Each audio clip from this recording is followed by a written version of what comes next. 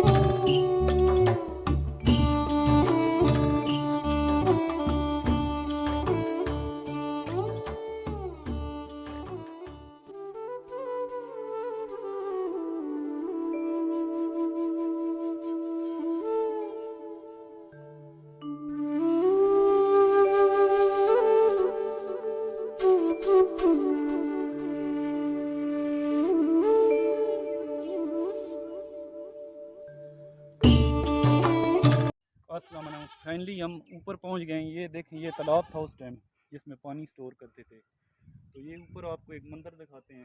ये साथ ही मंदिर है गुरु देवी की।